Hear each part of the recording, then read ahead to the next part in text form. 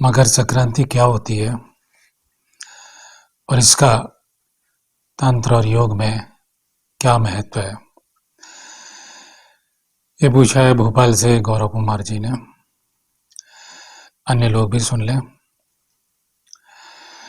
इसके लिए शास्त्र प्रमाण है और ऋषियों की वाणी ही मुझे स्पष्ट करनी चाहिए। पढ़ के सुना रहा हूं।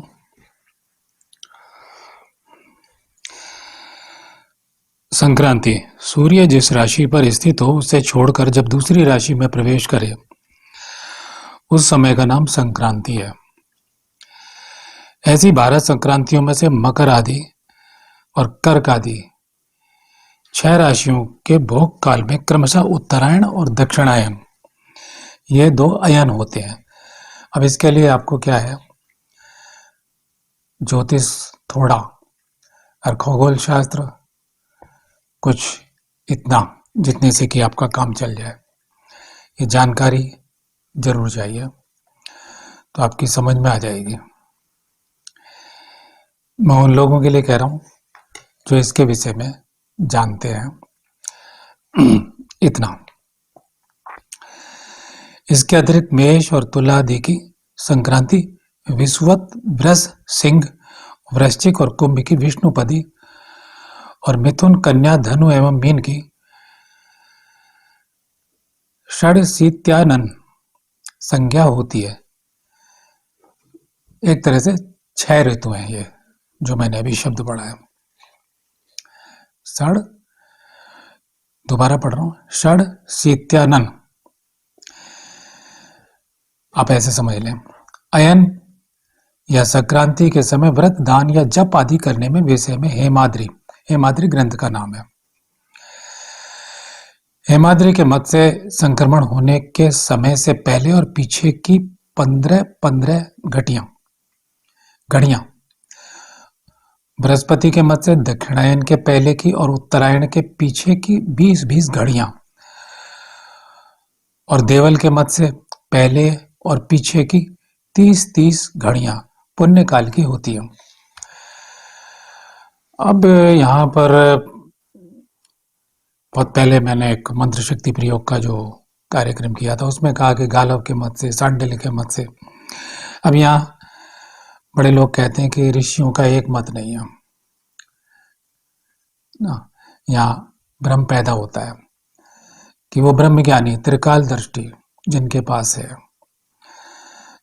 जो सृष्टि भी कब से आरंभ कब तक रहेगी, अनंत ब्रह्मांड में जितने भूत प्राणी हैं, दृश्य अदृश्य, सबके विषय में, सबकी उत्पत्ति और संहार के विषय में जो जानते हैं, उनका आपस में मतभेद कैसा कि हमें ये ज्योतिष जैसा विषय या ये इस लोक का सूर्य है, क्योंकि ये तो पहले मैं बता चुका हूं हर जगह, जितने मेरे 72, 74 या 75, 76 शायद 80वां वीडियो ये है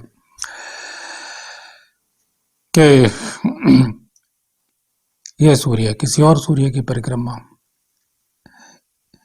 ये अनंत ब्रह्मांड में अनंत ग्रह, नक्षत्र और उन पर स्थित प्राणी, तो ये इस सूर्य के और ये इस पृथ्वी पर हुए ऋषि मुनियों की बात है। तो मैंने कहा ना कि ऋषियों में ऋषि दुर्वासा, देव ऋषियों में नारद, महर्षियों में भृगु, तुलनात्मक अध्ययन भगवान करते हैं। यहाँ सिर्फ यह है कि जो जिस जगह खड़ा हुआ है पुण्यकाल, इसमें बाकी सारी बातें हैं, लेकिन ऐसा सोचे एक मुंह से ईश्वर के ही एक स्पीकर ये है, एक स्पीकर ये है। तो जहां ये आ रहा है देवल के मत से, बृहस्पति के मत से, देवल के मत से, देवल ऋषि हुए हैं, मुद्गल ऋषि हुए हैं, ऐसे इनके मत से। तो वहां से जो खड़े होकर के पुण्य काल, ये उपायों की बात है कि पुण्य फल, ये पुण्य काल, यहाँ जप करते हैं, दान करते हैं या अन्य कोई भी क्रिया आप करते हैं, उसका क्या फल होगा, इस विषय में मतभेद नहीं है। संक्रांति के विषय में कोई मतभेद नहीं है। ध्यान से मेरे शब्द सुने जो मैं कह रहा हूं, जो मैं पढ़ रहा हूं। अर्थात ईश्वर की निकटता यहाँ से, तो उनके संपर्क में देवल के मार्ग के जो लोग होंगे, जो बृहस्पति के परंपरा के अनुयायी होंगे या शिष्य परंपरा के होंगे, वो उस मत का पालन करेंगे, दोनों को ही लाभ होगा उस परिवेश में, उस स्थिति में। तो इसमें कोई मतभेद नहीं, धर्म एक ही है, सनातन धर्म है, कोई धर्म दो नहीं है, कोई मतभेद नहीं है। एक यहां से बोल रहा है, एक थोड़ा ऊपर से बोल रहा है, या ऐसे वहां कोई ऊपर है ना नीचे, मैं बार बार कह चुका हूं। उस चेतना के तरह से बोल रहा है। अब कोई शब्द देंगे तो हर एक शब्द फंसाने वाला हो जाएगा, इसलिए आप उतना समझ लें कि हमारा क्या कर्तव्य है। हम देवल के मत से चलेंगे या बृहस्पति के मत से चलेंगे, तो हमें वह पुण्य फल की प्राप्ति होगी। वैसे सामान्य में आप कहते हैं उत्तरायण के पीछे की उपयुक्त घड़ियां पुण्य काल की होती हैं, जो यानी बोलती गई हैं, ये पुण्य काल है। इस काल में अब वो ज्योतिष शास्त्र निकालता है, आप अखबारों में, टीवी पे, नेट पे सब देख सकते हैं। तो ये विशेषता दिन में संक्रांति, अब इन्होंने कहा वैसे सामान्य मत से भी संक्रांतियों की 16-16 घड़ियां अधिक फलदायक हैं। तो घड़ी, घटी, पल, ये सब ज्योतिष शास्त्र के शब्द हैं। 60 घटी होती हैं हिंदी में, तो मैं यहाँ ज्योतिष पढ़ाने नहीं बैठा हूँ, ठीक है। अंग्रेजी में 12-12 घंटे को बांटा गया है। तो आप यहाँ समझ लें, यह विशेषता है कि दिन में संक्रांति हो तो पूरा दिन अर्धरात्रि से पहले हो तो उस दिन का उत्तरार्ध, अर्धरात्रि से पीछे हो तो आने वाले दिन का पूर्वार्ध, ठीक अर्धरात्रि में हो तो पहले और पीछे के 3-3 प्रहर। अब एक प्रहर कितने का होता है, सारी व्याख्याएं आपको मिल जाएंगी इंटरनेट पर, ज्योतिषियों ने दे रखी हैं। एक घटी में 24 मिनट होते हैं, आप ये मान देख लें। उस समय का एन भी परिवर्तन हो तो 3-3 दिन पुण्य काल के होते हैं। उस समय दान देने में भी यह विशेषता होती है कि अयन अथवा संक्रमण समय का दान उनके आदि में, और दोनों ग्रहण षड शीत मुख के निमित्त का दान अंत में देना चाहिए। और एक छोटा सा, क्योंकि जो मेरे श्रोता हैं वो जानते हैं कि पतंजलि की भाषा में, गिरंड की भाषा में, गीता की भाषा, गीता के शब्दों में मैं बातें करता हूँ, उनकी वाणी बोलता हूँ। तो पतंजलि का तप स्वाध्याय ईश्वर प्राणिधान, तीनों का मिश्रण। तो तप का एक अंग, तप के अंतर्गत एक अंग व्रत भी है, और व्रत बड़े घातक हो जाते हैं यदि उन्हें बिना विधान के किया जाए, बहुतों को हानि होती है, क्योंकि उस वक्त हमारे पेट में अमुक भोजन नहीं होता है, या अमुक भोजन अनुष्ठान के बाद, यानी पूरा दिन हम वो अनुष्ठान करते हैं, शाम को उसका पुरस्चरण करते हैं, पूर्णता करते हैं उसकी, एक दिन की, एक दिवसीय मकर संक्रांति काल की बात कर रहे हैं इस समय। तो यदि इसमें जिस प्रकार के हम यज्ञ में अग्नि के वास को देखते हैं, लेकिन कि पाताल लोक में है, अंतरिक्ष में है, या पृथ्वी लोक में है, जब पृथ्वी लोक में अग्नि होती है तो उस समय यज्ञ किया जाए तो शुभ फल की प्राप्ति होती है, तत्काल फल की सिद्धि होती है, और वो लिखा गया है शास्त्रों में, और ऐसा प्रत्यक्ष है, जब हम करते हैं तो प्रमाण होता है। हम प्राण यज्ञ करेंगे तो भी हमें अपने प्राणों के तत्वों को देखना पड़ता है अपने शरीर के अंदर, कि प्राणों की स्थिति कहाँ है, यदि हम योग ध्यान में भी बैठे हैं। क्योंकि अभी मैं बताऊंगा तंत्र और योग में क्या महत्व, तो ये मुझसे पूछा गया। तो यहाँ छोटा सा व्रत का एक अंग मकर संक्रांति का कहा गया है, जिसके विषय में मैं बता दूं। मेष आदि किसी भी संक्रांति का जिस दिन संक्रमण हो, उस दिन प्रातः स्नान आदि से निवृत्त होकर संकल्प करें, ज्ञात अज्ञात समस्त पाप ताप दुरतिशय पूर्वकम श्रुति स्मृति प्राणोक्त पुण्य फल प्राप्ति श्री सूर्य नारायण प्रीति। जब अमुक संक्रमण कालीन ये सब स्नान दान जप होम आदि आदि आदि सब लिखा हुआ है। स्नान दान जप होम आदि कर्माहम अहम करिष्य, ये सब दिया हो। तो ये संकल्प करके अपना मन वंश नाम गोत्र जो कुछ भी आपका है वो बोल करके वेदी या चौकी पर लाल कपड़ा बिछाकर अक्षतों का अष्टदल कमल लिखे, उसमें स्वर्ण में सूर्य नारायण की मूर्ति, अब जिसके पास सोना नहीं है तो किसी अन्य धातु की भी कर सकता है, स्थापन करके उनका पंचोपचार से यानी स्नान गंध पुष्प धूप नैवेद्य आदि से पूजन और निराहार साहार आयाचित नक्त एवं एक भुक्त व्रत करे। अब इसकी सबकी परिभाषा है, इस समय इतना ही संक्षेप में बोलूंगा, ये सब देख लें। तो सब प्रकार के पापों का क्षय और सब प्रकार की आदि व्याधियों का नाश निवारण और सब प्रकार की हीनता अथवा संकोच का निपात होता है तथा प्रत्येक प्रकार की सुख संपत्ति संतान और सहानुभूति की वृद्धि होती है, यानी जन सहानुभूति हमें लोकप्रियता की प्राप्ति होती है। जब हमें यह सब प्राप्त होता है तो हम क्या है परम ब्रह्म की ओर बढ़ते हैं, हम योग साधना में प्रवृत्त होते हैं, क्योंकि हम तनाव से मुक्त रहते हैं। तनाव मुक्त व्यक्ति साधना कर सकता है, नहीं तो हमें खाए डालती है कोई भी चिंता। ठीक है, तो शास्त्र हमारी बाहर का और भीतर का दोनों का तब इसकी हमें इसके बारे में बताता है और इसका मार्ग प्रशस्त करता है। सीधे सीधे हमें बटन दबा करके ब्रह्म के ओर नहीं ले जाता, क्योंकि गृहस्थ व्यक्ति के लिए तमाम सारी जिम्मेदारियां होती हैं।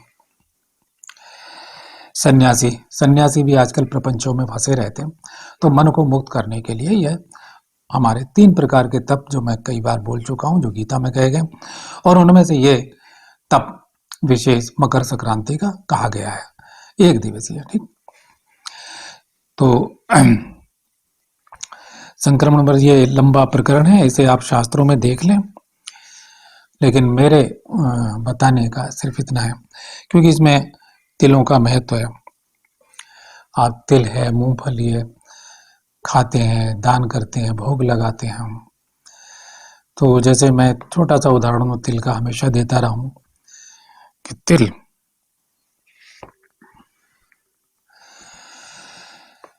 सफेद तिल में सबसे ज्यादा शुक्र का वास होता है, शुक्र का तेज होता है और चंद्रमा का भी तेज होता है, लेकिन तुलनात्मक रूप से अधिक होता है शुक्र का। अब किसी का शुक्र क्रूर हो तो इसलिए व्रत का विधान देख लेना चाहिए। मूंगफली में भी ऐसा ही है, शुक्र का तेज है, चंद्रमा का तेज है, 5 अन्य तत्वों का भी तेज होता है, अन्य ग्रहों का भी तेज होता है, लेकिन अधिकतम मात्रा किसकी, अधिक मात्रा किसकी है? सब एक दूसरे में उत्तर होता है, लेकिन अधिकतम देखा जाता है। जैसे हमारे शरीर में क्या है, अगर बाहर अगर स्थूल हम अपना वर्गीकरण है तो जल की मात्रा अधिक है, पृथ्वी है, पृथ्वी और जल, तो इनका एक अनुपात है। अग्नि तत्व छुपा हुआ है, आकाश में घेरे हुए है, वायु हमारा संचरण कर रही, तो सारा एक संतुलन है। तो व्रत का विधान सीख करके तब हमें वह करना चाहिए। मकर संक्रांति का व्रत भी और उसका दान आदि भी ऐसा, मकर संक्रांति में आप तिल दान कर रहे हैं, आपके पुण्य भी चले जाएंगे। तो मैं ये तंत्र और योग में क्या महत्व है, इसका ज्योतिषीय महत्व है। और ओम श्री गुरुवे नमः, ओम श्री गणेशाय नमः। तंत्र में ज्योतिष और तंत्र जुड़े हुए हैं। हम किसी देवी देवता का अनुष्ठान कर रहे हैं या मांत्रिक साधना का पुरस्चरण करना चाहते हैं, 21 दिवसीय, 40 दिन का, 60 दिन का, 90 दिन का, 121 दिन का, कितने भी दिन का हम अनुष्ठान करना चाहते हैं। और मकर संक्रांति में हमारे जिनका मकर राशि में सूर्य, मकर राशि में जब सूर्य जाता है तो क्या उनका ग्रह बल बढ़ जाता है, चंद्रमा अपनी राशि में स्थित हो जाता है, उनके लिए तो बड़ा लाभकारी है। तथापि कोई क्रूर दोष ना हो, अन्य ग्रहों के संयोजन का, उनकी दृष्टि का क्रूर दोष ना हो तो महत्व है। वरना ऐसे समय में बेशक मकर संक्रांति है, साधना नहीं आरंभ करनी चाहिए। लाभ के बजाय हानि होने की संभावना, मन उचट जाए, कोई घटना घट जाए। केवल जितना कहा गया है उतना मनुष्य को पालन करना चाहिए, यदि वो करना चाहता है तो। अब रही योग की बात, तो मैंने अभी अभी कहा जैसे कि हम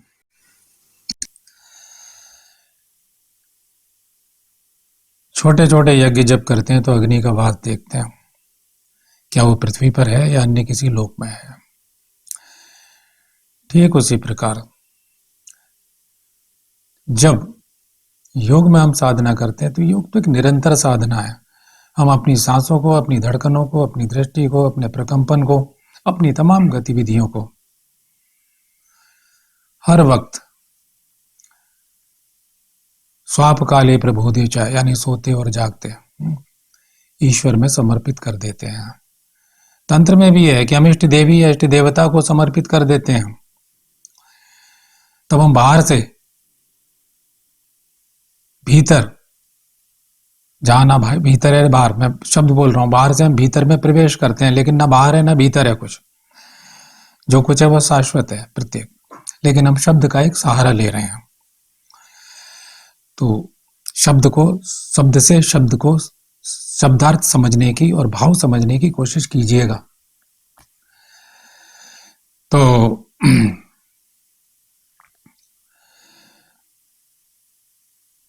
यज्ञ में जब बाहर का यज्ञ करते हैं, हम पदार्थों का यज्ञ करते हैं, द्रव्य में यज्ञ करते हैं, तो मुहूर्त ज्योतिष का लेंगे। लेकिन मकर संक्रांति का पर्व हमारे लिए शुभ है तो हम यज्ञ आरंभ कर देंगे, लेकिन यहां से आरंभ कर देंगे। और अगर दीर्घ 1 साल तक चल रहा है, 6 महीने चलने वाला है, वो मंत्र साधना का अनुष्ठान है, यज्ञ नहीं हो रहा है, यानी कि हम प्राणों का मंत्र मांत्रिक यज्ञ कर रहे हैं अपने प्राणों का। बाहर का द्रव्य में यज्ञ कर रहे हैं तो भी, मांत्रिक यज्ञ कर रहे हैं तो भी, कि मैं इतने दिन तक एक संकल्प लेता हूं, बाहर का केवल इष्ट देवता का पूजन विधान संक्षिप्त करूंगा, या तत्वों के द्वारा करूंगा, या धूप दीप गंध पुष्प नैवेद्य से करूंगा, या सीधे सीधे इसका इतने भाग यज्ञ करूंगा, इसका दशांश हवन करूंगा, या इसका चौगुना हवन करूंगा, जब जी आपका संपर्क, उसका तर्पण करूंगा, उसका मार्जन करूंगा, उसका अभिषेक करूंगा, इतने प्रकार जो है।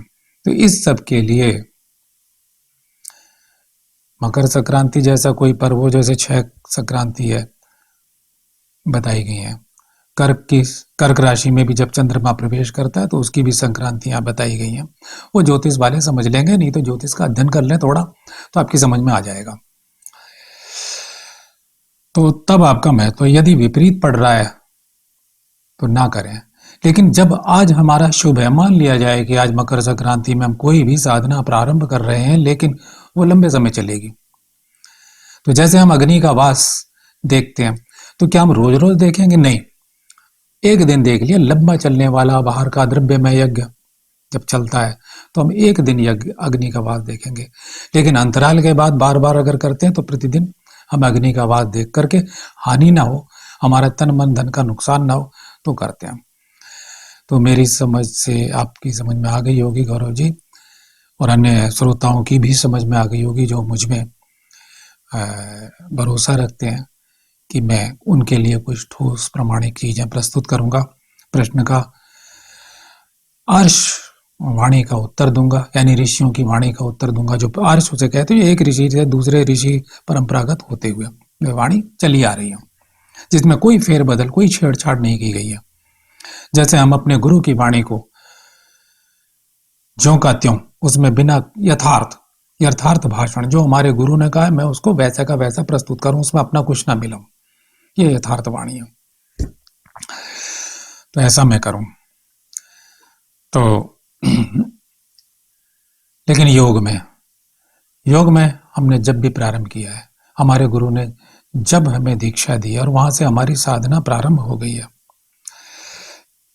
तो फिर किसी मुहूर्त का विचार नहीं है।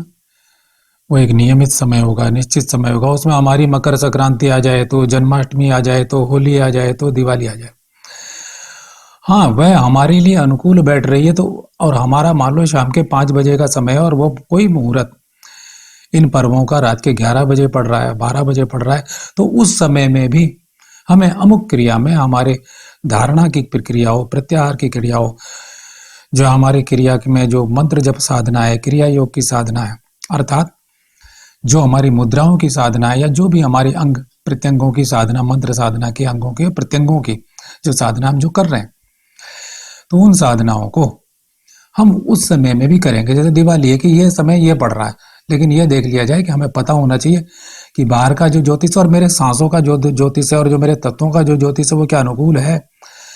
अगर वो फल के बढ़ा देने वाला है, कहते हैं ना इधर की हवा चल रही है।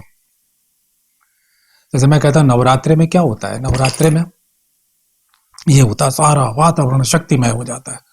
अभी इस समय क्या है, सारा वातावरण राममय हो गया। जिसने कभी राम का नाम नहीं है तो राम राम राम राम, एक अद्भुत घटना घट रही है। सारा राम का तेज उतरा हुआ है पृथ्वी पर। इस टाइम ये आंधी रुकेगी नहीं, ये होगा। और सब लोग इसके फल को जानते हैं, 2024 के फल को भी जानते हैं। तो लेकिन बड़ा कुछ अनूठा अनूठा हो रहा है जो कुछ आप देख रहे हैं। ऐसे ऐसे लोग हैं जो भगवान के नाम पे चल दिए हैं और उन्हें लग रहा है घर में पैसे भी नहीं है उनके पास और वो चल दिए, उन्हें खाना पीना सब कुछ मुहैया हो रहा है कड़कती सर्दी में। ऐसी दिवाली पर होता है, शिवरात्रि पर होता है, तो सारा वातावरण उस तेज से अभिभूत हो उठता है, वह प्राण तत्व तो बढ़ जाता है, उस तरह की तरंगें बढ़ जाती हैं।